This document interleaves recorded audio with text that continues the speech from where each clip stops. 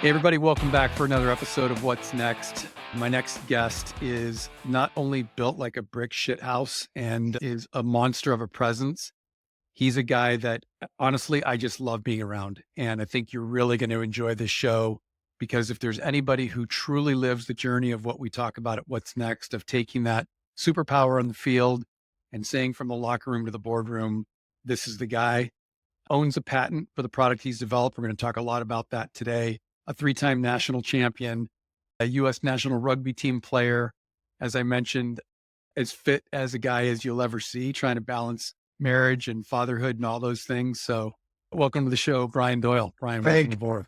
thank you very much, Brian. I appreciate the intro. Appreciate it. Yeah, no, great to be here. Excited to do it. Yeah, me too. You know, I've had a chance to spend time with you over the last couple of years now.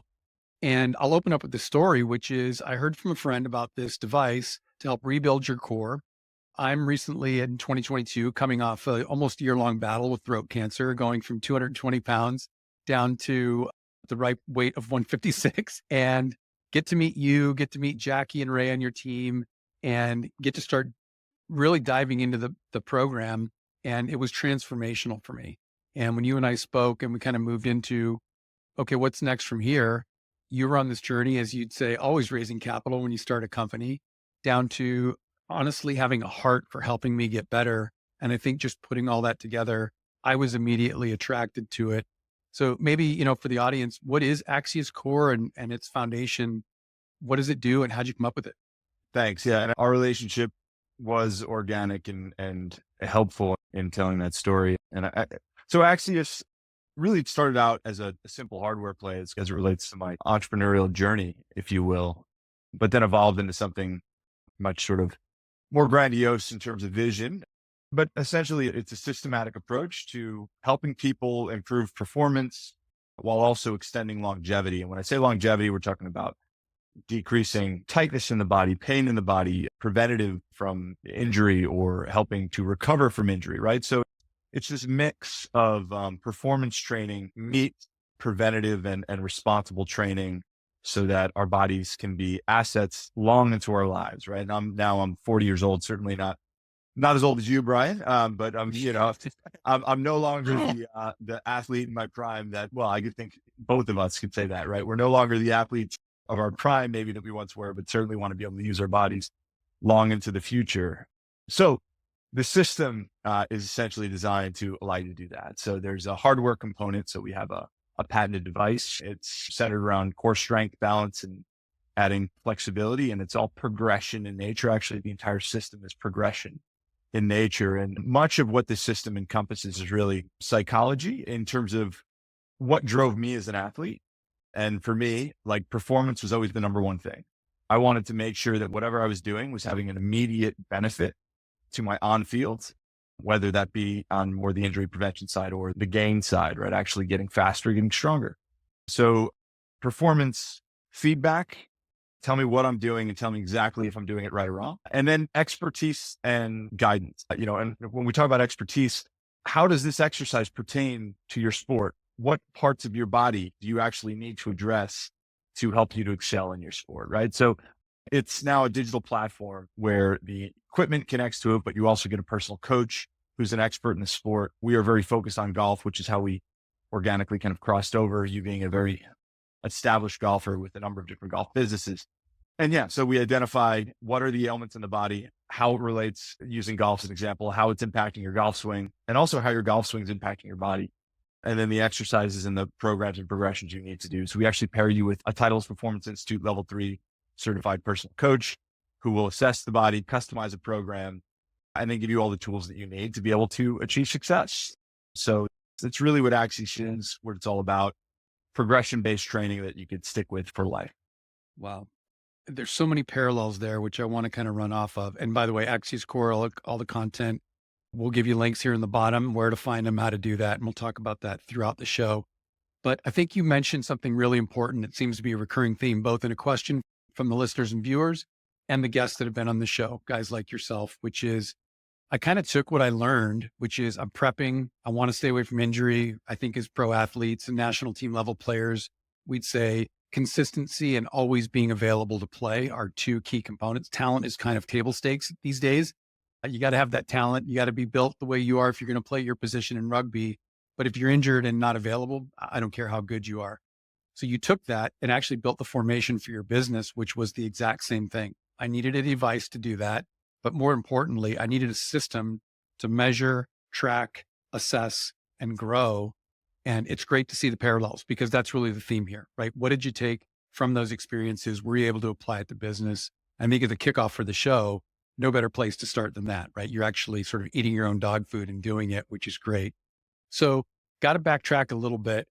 Give us an insight into your life as I'm going to say professional rugby player, because kind of prior to now there being pro rugby in the States, you're doing it at the national team level, which at its highest level. What was that like? And what was your superpower there that, as a teaser, you were able to say, I can take this forward? But going back to rugby, what was that for you? Well, so yeah, I mean, rugby in America is different now than when I was playing, or at least I was part of the evolution into professionalism, but certainly there was structure to it, which was great. And there was an opportunity to excel. And that was also awesome playing for the national team. Like you get to play against the best players in the world and you know what that's about, right? But you talk about superpowers. I didn't realize it at the time, but I guess rugby being that it didn't pay me a tremendous amount of money, right? It was a passion play. And I was always trying to get over to Europe to play full time. Did make it over to Sydney, Australia. I got paid a little bit to play there. I got paid a little bit playing with the US team, but I never made it fully over to any of the European leagues. And actually, as I got to a point in my career where I was capable of, I'd started the Axius business and I decided not to pursue that, which is an interesting kind of, fork in the road, right? Decision. But before that, I was always holding down sales jobs in order to feed myself and pay the bills while I was pursuing my rugby career. So that was difficult because as an athlete, you want to be able to focus 100% of your time on athletics, right? So getting paid to play, like, nutrition, performance training, skills training, video review, all the stuff that you need to do and want to be able to do. You want it to be easy to do that stuff. And that's actually very similar to entrepreneurialism, right? Where there's the way you kind of like to be able to start your startup and like to be able to, like the types of resources you'd like to be able to work from. But I had to pay the bills and sales is a great way to do that because if you're valuable in sales, right? Sales teams will be very flexible in letting you travel. So I would go on tour for like a month or two and, I'd have the president of my company covering for me because he doesn't want to lose me. So he's just got to figure it out, right? Like, well, don't worry about what he's doing right now. And, yeah, so there were a lot of interesting moments in sales, but I think learning how to mentally gear shift from I'm making sales calls because I have to feed myself to now I'm going to train as if I'm a professional athlete 24/7 because you have to be. So that was a really valuable lesson tool, one that's difficult and I think probably unappealing to most, but that's also probably what separates people that want to play elite level sport and people that want to get into startups. So yeah, I'd say that's probably a good learning I had without maybe being a little frustrated in the time, but looking back, it's certainly a skill that I needed. Yeah, no, it's interesting. You use the term mental gear shift, and I would agree. I think for the general population of people might say, I don't know, it sounds like multitasking. It sounds like some other, sort of simplistic statements. But the reality is you're going from one high performance environment. I would say sales is a very high performance environment. You get to eat what you kill in most places. And the more you go out and do a great job, the more pressure that gets put on you. And lo and behold, as athletes, we know the exact same thing, that the better you do, the expectations get raised. Then from there, you move up to this level. And so, yeah, I think you just keep ratcheting it up and your ability to sort of mentally gear shift between those to stay in fourth, fifth, or sixth gear, it's super hard. It is a superpower. So I think you've identified that. And probably for a lot of people listening would say, oh, so that's actually an advantage I can use instead of somebody always tells me I'm racing like a thoroughbred or I'm a hard charger. And again, what do we hear in most workplaces? Hey man, throttle it back a little bit. You're making us all look bad. Stop working so hard. So what I'm hearing you say is no, that sort of shifting around is really to your advantage. So that's cool to hear that you've done that. Yeah. And I mean, you also do get like I was in the corporate world, right? I had a very corporate job at one point, and I had a not so corporate job during my time playing rugby. And I would say you also get to see the level of the standards, which are very low. I mean, very low, right? Shockingly low in the workplace in terms of standards of quality of work and work ethic. And I think athletes will naturally be able to see that, right? And I think, just knowing that you could excel in the corporate world as an athlete, you should excel, right? If I'm the CEO of a corporate company, or if I'm a manager in a corporate company, like I'm hiring athletes, like there's no question in Yeah. my mind, because there's intangibles that don't exist, I think, much in this world. So, and I digress there, but that was helpful to see that the general standard of work was actually pretty low. And then on the flip side, when you get into startup life, and I think there's also a direct parallel to, elite level sport, is that the standards are it's more than the cream rises to the top, right? It's either it works or it doesn't. So there's no in between, right? Like in the startup world, you're either going to win or lose, right? And you can learn lessons and that's fine, but nobody cares about your participation, right? Like they do when you first get started, like that's great. That'll keep you going for a couple of months and everyone's excited, but no, like either you performed or you didn't. That's it. So yeah, I think that is a learning that kind of does translate from sport directly to, you get dropped from a team. That's a great experience, right? Because it's Not not, my time. no, but like, it may be a cliche, but like, it's not about the wins, right? It's about the losses and how you respond to the losses, because like responding to the losses, that how you get up and how you strive forward or, continue onward, what you take out of that experience. That's all about improvement, right? Self betterment. And that is startup life, to a T. You got to figure it out, take the lump and then make you better. Otherwise, not much there. Yeah. We had an old adage during my playing days, which I transitioned into my coaching days, then with my kids, and then certainly into business, which oddly enough is the title of the show, which is What's Next. And it wasn't about what you did, good, bad, or indifferent. It's what you did next. And I think that was important because society is not telling us that. Everybody gets a participation trophy. You're not allowed to use the word lose. It's win or learn. And there's all these soft statements. But the reality is when the scoreboard says it's 2-0 and you have 0 and the other team has 2, you're going to learn later. But in that moment, you lost. And I love the fact you're basically saying I'm unapologetic about it. And there's also a reason why I want to hire athletes. Enterprise Rent-A-Car did a great job back in the day of openly saying we hire Division I athletes. We are collegiate athletes because we know they've already got the chip that we're built on. I love that. And look, in today's expanding environment, you might be an e-gamer. You may have marched in the band, by the way, spend way more hours on a field than a lot of us. I don't care what you did. If you were competitive at whatever level, you get what we're talking about. And don't be apologetic about it, because that is going back to that first question about superpower. It's what makes you. And I appreciate you saying that because it's been a recurring theme here on the show. We just look for these kind of people and it actually frees us up to be more of who we are. You and I have talked about this, that I just want to be the same guy. I want to be the same dad, husband, business owner, friend on Saturday as I am on Tuesday, as I am on Friday night. I don't want to have to put on different hats and be a different person. Yeah, I'm wired to be a bit of a hard charger. I know you are as well. That's what makes you. And I think that's the awesome part about kind of what you're saying is be that person and just leverage it. Yeah, I think so. I think the parallels are clear, right? And I think there's also, Matt, there's huge differences as well, which is interesting, but yeah, I think, No, let's sure. talk about that. I think it is interesting because it's really easy, especially for you and I, to talk about all the exciting, fun, hard charging things of sports. Let's go kick ass and take names, man. Let's go. But the reality is that can be a detriment when you take that over to business because you can't treat your employees the way you treat your teammates. We often say, pass me the effing ball. I'm standing in front of the goal in my sport. I'm not saying, hey, Brian, if you can finally get around to it and when you pick your head up and have done your cool moves, I'm still open. No, give me the ball. Right. And I'm sure it's the same for you guys in rugby. That's harder to do in business. So let's talk about that. What are the one or two things that you would say did not translate that you've either had to throttle back, change an approach, or just modify? Well, I think the most obvious is that there's no clear parameters. And for me, much of it's been innovation, right? So when you're innovating, it gets even murkier.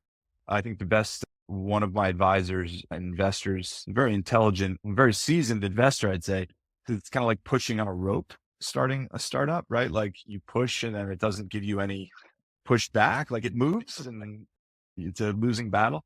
So, with sport, usually you have coaches, you have structure, you have teams, like even a season, right? Like how many games you're going to get to play. You kind of know how many positions there are on the field, right? Like how much workload your coaches are asking you to put in. And if you tick all those boxes, you hope that you're going to get, to where you're kind of, at least you're meeting the standard, right? And then of course there's excelling, but you kind of, there's some clean parameters. And I'd say when you're starting a business, yes, you try to create parameters as much as possible, right? Like in structure. And Brian, that's something you've been very helpful for me, right? Like the more you can create those structures and those parameters, the easier it becomes. But certainly there is no playbook. There is no, and oftentimes you are the one that has to create the parameters. So you're not necessarily taking the instruction. I think as athletes, we're very used to taking instruction really well and then just telling me, what do I need to change to fix it, to improve? And then making those adjustments. And then when you realize, oh, not only do I have to make the improvements, but I also have to be the one to identify what needs to be improved and also how to, build a formula around this process, it can become pretty overwhelming pretty quickly. And I would say that's where you can no longer kind of rely on that experience, maybe solely as an athlete, right? Because you have to grow.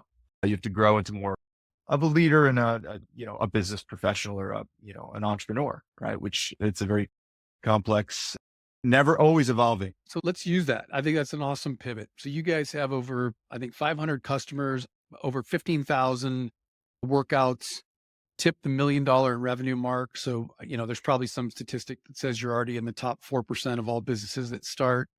And yet what I just heard you say is my athletic sort of prowess and what I learned from the locker room to the boardroom, so to speak, is I kind of got to a limit and then I need to start asking either for help or assistance or whatever. So I think most on the outside would say, why would you need any help? It looks like it's kind of worked pretty good for you. I look at those numbers that Finnerty just said, and seems like you're crushing it. Maybe enlighten some of us on why not pause, but why kind of step back and say, I need some help here. Well, what I've learned is that when you have a startup, you have to do everything in your business, right? You have to understand every element of your business. And then you go and you look at a real business. And when I say real business, I mean a mature business, right? And you see that the complexity of each one of those tasks is amazing, right? I mean, the companies have been around for a very long time, right? You go look at Fortune 100, right? You have 100 people at every single, you get accounting and finance and HR and sales and marketing and content. And so you start realizing, you go into a startup and you think like, oh, I'm a cool startup. I don't need any of that. Like we're just going to innovate and be cool and be different. We're just going to figure it out because our product or whatever, right? Like you have all these kind of, delusions of grandeur. And you get some traction. Write that down. Yeah. Well, then you get some traction and it feels good. You're probably more emboldened with those ideas of how great you are. But then you realize that all of these areas, you could spend a lifetime learning how to be great in any one of these areas, right? So for a founder or an entrepreneur to assume that they know how to be great in every single one of these areas right off the bat, just because you have great work ethic or great drive or you're a good team leader, you're nuts, right? Like you're delusion. And you learn that as you run into problems. And, Yeah. like being a founder CEO, all I'm doing most of my day is kind of responding to problems, right? Like you are the chief problem solver. And you realize that the more you kind of understand, and the scariest problems are the ones that you don't understand. And there's a lot of people in any one of these areas, or there's a lot of experienced people that you need to go to for help, right? Well, and this would be timely, right? Because I know you've accepted the invitation to meet some people at San Diego Sports Innovators. Shout out to you guys, created by the late great Bill Walton, and now run by Bob Reef and John Sarkeesian. You might know him from the company Skills Training Group, and over 100 different mentors who have all said, yeah, it's about innovating and let us lend some experience there and essentially wrap our arms around you, right? Because Bill's famous line that I'm going to probably butcher is, what's the easiest way to get to where you're going? Ask someone who's on their way back. Yeah. And I think that's so powerful because that's what I mean, they've been instrumental for me. And I'm 57 years old to be surrounded by men and women who are saying, regardless of my age, I may have seen something and I'm on my way back. I'm glad you accepted the invitation. I think you're going to love it. And for the audience, look around your community, wherever you are on the planet. My guess is there is a peer group, a networking group that isn't about swapping business cards. It's about swapping experience instead of opinion, right? We say that a lot on this show to make sure that what you're listening to, can someone say, this is what I've done versus here's what I think you should do. Those are two different things. So I appreciate you bringing that up, Brian, because I do think as athletes, we get a lot of attaboys and our ego gets to a point where, of course, we can go run through brick walls. You literally could physically. And then you go open that business and you're like, I'm kind of doing it. I'm the janitor. I'm the CPA. I'm the tax prep guy. I'm the sales guy. I'm the inventor. But pretty soon, to use Dan Sullivan's term, it's who, not how, right? Who can help me do this? You've got a great person in Jenna, amongst others on the team who have helped to at least alleviate some of that pressure, who are really good at what they do. And I think the more and more we find that as entrepreneurs, we get freed up to go back to, in your case, using your mental gear shift to say, yeah, how do I kind of get back into where I'm settling in is the best value for the company, right? Yep. Totally. So I'm thinking about sort of Axius Core, and it's in the spirit of what's next, right? This growth path. I'm not sure that any company fully hits a plateau. I always say it looks like a straight line from the bottom left to the upper right, but when we zoom in, it's a bunch of little stair steps. You're a pretty raw and candid guy. Where you guys are as a company, where would you say, like, hey, here's where we're stuck and either starting to get some help or here's where we're stuck? And maybe somebody who's listening might say, wow, I'd love to learn more about that and how I might help. Yeah. So, okay. Well, let's start with the what's next, right? Sticking with the theme of the show here. So right now, my whole approach to this company was to build something that works with each one of our customers every single time. And when I say works, I'm talking about delivering their result, right? And typically we're looking at either a performance result or a pain relief or a tightness alleviation result. And we're very good at doing that in golf. We've sold 500 memberships. Our memberships are roughly like $1,500 for the year. They get the equipment, they get a personal coach, and they get 3 custom workouts each week, every week. That's going to get audio feedback and form correction from the coach. And those little, as athletes, I think we could relate, like the devil's in the details, right? You make a small change, especially with the golf swing, which is super complicated athletic motion, but you make a small change in the body. Finding that at your local gym, by the way. I mean, it is, I'm clearly a disciple. It's amazing. And for that, which is just over $100 a month, you won't touch it anywhere. Right. Yeah. So I think you've found the sweet spot there. We're speaking very specifically to our customer, which we've done a great job with, which right now for us, it's golfers who want to improve, right? That's our main focus in terms of acquisition. And we're able to deliver every single time to those golfers, right? And our engagement and our stickiness is incredible. So on the product side of my business, I look at it like product and growth are the main 2 levers I look at. On the product, the retention, like we have about a 5% 1-year churn of our user base, which is industry leading for those that are, kind of getting familiar with consumer engagement numbers. And the way that we've done this is we've kept in the human element in a world that is becoming less and less human interactions, right? When you're trying to kind of like scale, we've actually included that human element and there's real coaching time. So our coach spends about 10 minutes reviewing an average workout, providing genuine feedback, right? Around mechanics. Now there's readily available technology that will throw gasoline on this fire that we've started. So, for us, what's next is computer vision. It's a form of AI, artificial intelligence. That's the most basic kind of minimum viable introduction to the AI world. For us, that will simply allow us to deliver results or feedback to our customers faster, letting them take on a little bit of ownership. Because right now there's a delay, right? You basically do your workout and then the mobile app will automatically video record you while you're doing your workout and then upload that to your coach's platform. The coach will get notified and then provide your review in about 24 hours. So the next day. So with computer vision, I mean, you've probably seen, kind of like these biomechanical overlays on the human body, right? You move and see the dots of the joints and the connected skeletal structure, essentially. So that we have all of the content. So including computer vision to make those corrections in real time. So if you're in the wrong position, You can make that correction, and that will speed up results for our customers and really allow them to take more ownership. So that will allow me to bring down my costs in my business and scale it up to more people. So I would say visionarily on the product side, that's something that we're excited about and we're raising capital for right now. And, we're talking with a lot of great investors that are in the space, and certainly it's an exciting play and exciting space. And, you know, the capital raising side of things, I mean, there's all sorts of learnings we can talk about there.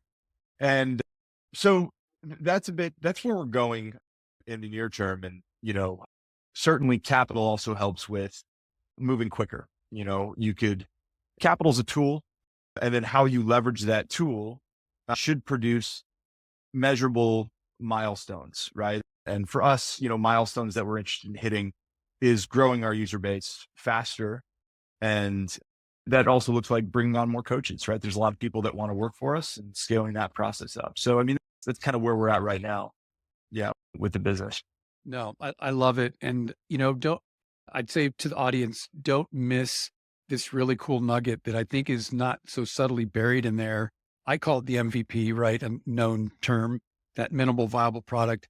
What you didn't hear Brian say is, I went out, raised a bunch of capital, spent it on building all the greatest technology in the world so that we could go find customers. What you've clearly heard, and this has been a recurring theme, is even if I'm tracking it in spreadsheets and using human eyeballs to make it work, we're doing it longhand until we figure out how to have to do it shorthand. AI technology will help that. Human kinetic movement will do that. AI vision will help that. But what you, Brian, clearly have discovered is through the longhand version, now how do we scale and create the speed at which we can move to not only add more customers, certainly every business wants that, but maybe as or more importantly, affect me as the end user to give me a better experience. That all came from the fact that you did invest in doing this longhand, my term, so that you can prove it out. And I think for anybody who's thinking about being on this journey, I'd say don't buy the lie that you have to go out and raise a bunch of other people's money to go do this. You're speaking to a guy here that's got his own ass on the line financially, making it work. And he's also told you a little bit of the secret sauce is I did a bunch of everything. I figured out this stuff longhand so that then I could realize where to scale. And I think this, in the spirit of a real world example, is awesome to hear, right? And we shouldn't, hopefully nobody's skipping over that because this is what's sitting right in front of you. And now you're ready to go to that next level. That's really cool. Yeah. And go ahead. Yeah, go ahead. Well, no, please. I was just going to add on, and just for any entrepreneur that's sitting there listening, thinking like, oh, well, I want to do this, but I know I need this much money to even get started. Like, how do I bridge that gap? Right. Because I remember I have a hardware, my business didn't start out on the digital side, it started on the hardware side, which is one of the hardest. Well, I guess some bias. Yeah. Consumer hardware, we especially connected consumer hardware after the lick that market's taken. It's very difficult because there are hard costs and nobody likes hard costs because hard costs, someone's got to pay for them, right? And everybody wants the business to pay for them. But if there's no business, how do you pay for them, right? So how do you get chicken or the egg? So, but if you're sitting there and you're saying, well, I do have some costs, some costs that have to happen in order to take a leap. I mean, the way that I did it, the first check I got, I'm not embarrassed to say I got an $11,000 check from my parents because they knew that I wanted to go do this. Right. So I didn't have $11,000 at the time, but I was passionate about the idea and I vetted it out. I drew it on paper and then I spoke to people who were way more intelligent than I was in the space, and mechanical engineers and patent attorneys, and figured that stuff out and figured out what the cost would be. And then ultimately you still got to, getting a piece of hardware to market, it could be easily $1 million venture if you want to burn a quick $1 million, invent a piece of hardware. So, but I did a Kickstarter, right? So we did a Kickstarter, which basically allowed us to pre-sale 50 units. We did $250,000 in revenue before even producing, one manufactured unit. And the way that we did that was we built prototypes. We built 4 prototypes. So raising capital, it could be from your friends and family. It's super common to get started that way. Just make sure that you're raising something that is essential in order to get to the next step that will allow you to get to the next step, to the next step, to the next step. And if you're always thinking about, how can I return progress to my investors? that's the right way to think about it, because then everybody's winning along the journey. If you set the expectations of what you're trying to achieve very clearly, and then ultimately kind of fast forward, like now I've raised, just shy of $900,000 through three really small rounds that I was able to do. And, I was able to raise, build, and test, raise, build, test, raise, build, test. And I got to see, even though it's taken me longer than probably some other startups, I've gotten to see a lot of my competitors raise an incredible amount of money. And I've spoken to some of these founders and CEOs that have raised 60, 100 million, and they've become friends of mine. And they're like, this is terrible, because why is it terrible? Well, their business isn't working at the end of the day, right? So for me, I wanted a product that works and a business that works, right? And I think if you have an idea that you're passionate about, I think for me, that's always been a reasonable way to think about it. Like, how do I get the products to work? And then how do I get the business to work? And I think you'll be in a pretty good space with yourself, at least, in vetting that out. Well, thank you for saying that, because I go back to what do we see on TikTok and Instagram and wherever it is that we get our information these days, which is you go raise a crap ton of capital, you race to it. You should be embarrassed if you borrowed money from friends and family. Why didn't you go to this PE fund or that? And the reality is that's 1/100th of 1%. And of those, 1/100th of 1% made it out of that. The rest of them burned through a bunch of other people's money. What you're talking about is the actual real life stuff that's happening. So I appreciate you sharing that. And I spent some time coaching with you. I would never be apologetic about borrowing money. That's how we get started. It's what we do. We put skin in the game. And when it's friends and family money, it's actually more skin in the game than our own, because you got to see them every day. So I think that's the biggest leap of faith you can take. And I love that you're encouraging people to prove both value to your investors, whether it's friends and family or outside sources. If you're constantly looking at it like that, tipping the scale in your favor. There are no guarantees whatsoever that it's always going to work out. But with that view, I think that's super insightful, Brian. So I appreciate you sharing that. I do want to cover, as we start to think about, okay, there's next steps, kind of, what you've done, where you've taken it. You mentioned, I wrote down passion, and it's such a recurring theme that you found a product you were passionate about. You built it into a business.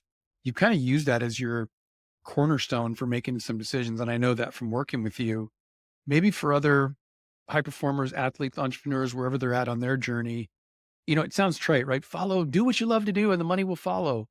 But in a lot of ways, we're hearing that over and over again from our guests. How has that theme been true for you? And how has that helped set the vision for your company? If I didn't fully believe in what I was doing, if I didn't have the passion for it, I would have quit 10 times over. I mean, there's 1,000 different times I would have quit. I just would have, because there are really difficult days.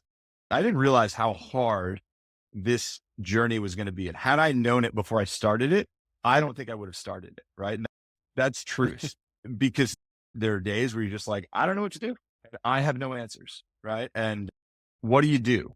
Well, for me, I feel uniquely lucky in that I will literally work out using my stuff. So, and I will work out anyway. I mean, for me, I also run, I don't, there's other ways to work out. Right. However, I had such a belief in what I had figured out for the human body, and that it was an untapped resource that 99% of the world was unaware even existed, or was this kind of approachable or obtainable. So, for me, it's the ability to actually, drink your own Kool-Aid, right? Like that for me has been super helpful, because when I'm done with a workout, well, and I mean that, there's plenty of smart doctors and psychologists that'll tell you, if you're feeling you're not going to be able to figure out the next step, go get out, take a walk, take a hike, go for a run. So, I'd say for me, I knew I was that passionate because I would literally use my own service to kind of clear my brain and my thoughts. So, and I think some ideas aren't that good. And this is if I'm talking to an entrepreneur, I talk to myself all the time, right? And just say, should you keep going with this, right? Is this worth more time from yourself because our time is all we have, right? At the end of the day. And some ideas just aren't that good. Like you're excited about them when you first start. And I've had this, right? I've almost started another business while I was doing Axius because like I thought I had this brilliant idea. And then you realize like you thought it was a cute idea. But if passion isn't what's driving it, like doing the simplest product or business concept doing anything is hard, even if it's simple. Really hard. Yep. So I think if I wasn't passionate about what I was doing, I would have given up, 1,000 times. Well, I think this is a really good capstone on the show, which is it's a recurring theme. You've clearly heard it. We ask ourselves, I think about this at 57, as we think about the mark we're going to leave on the world and where we're going to be. I have a pretty hard time thinking about anybody who's really memorable that the world would miss, right? When they're eulogizing that person, if they weren't passionate about what they did. So I think there's a theme here that clearly is deeper than just you or I. It's when you find it, does the world need it? And are you passionate about it? And when those two things collide, yeah, it'll see you through some really tough, dark days. And you've clearly had them as you've explained. I, as a investor and husband and father, for sure, right? I'm seeing them, but sort of relying on that passion, which again, taking it all the way back to sport is typically we're playing that sport because we're passionate about it. We hopefully we're good enough and we can stay healthy enough to play it. So Ryan, I appreciate you sharing that. My shameless plug here will be, as Brian was saying, there are plenty of ways to work out. If you haven't checked out Axius Core or you're just curious about it, I'll tee up at axiuscore.com. Go check it out. It's unique. It's so satisfying how you feel about such simple movements. And the smile on my face is this isn't throwing up 400 pounds over your head. There are some simple things that will have you shaking and sweating to no end. So I highly suggest you even just check it out. I know Brian's got some workouts without the equipment if you just want to kind of get started and see where it's going. But kind of on that note, Brian, I think for other entrepreneurs, if they go check out Axius Core, but even outside of that, they'd just love to talk to you and get more of what I've written down is probably the title of the show, which is Raw Passion. How do they get in touch with you? Where do they find you? Sure. Yeah. So if entrepreneurs, they could follow me on Instagram, BG Doyle 28 at BG Doyle 28, or they can follow Axius Core. It's AXIUS underscore Axius underscore core on Instagram. That's a really easy way to get a hold of me. You can follow me on LinkedIn as well. Brian Doyle, you can find me on pretty easy. USA Rugby is an easy way to find me, or Axius on LinkedIn. Shoot me a message. If you're an entrepreneur and you want to talk, I'd be more than happy. I've done it many times, as I know Brian has done it probably more times than I have.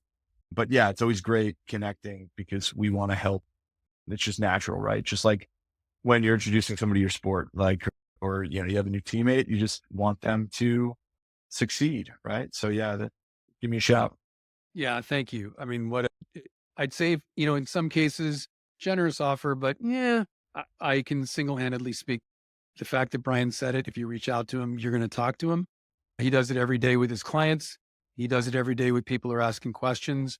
And whether you're new to it and want to check it out, or you're a seasoned investor and if this has piqued your interest of, wow, I might want to be interested in this, I think reaching out to Brian and picking his brain on it would be great. Brian, thank you for being on the show. As always, it's great talking with you, especially here. Tons of pearls of wisdom. I was already writing down things that are going to go in sort of the fact library that we can cut out of it, which I appreciate. As always, folks, if you like the episode, give us a rating. If you don't, I guess, give us the thumbs down, but put things in the show notes in the comments. We'll have all the information for Brian right down below, so you can click it in there. And if you'd like to hear more of this, let us know who you'd like us to talk to. That's how we get to meet guys like Brian Doyle on the show. And most importantly, we're talking about what's next. So thank you for joining us. Cheers. Thanks, Brian.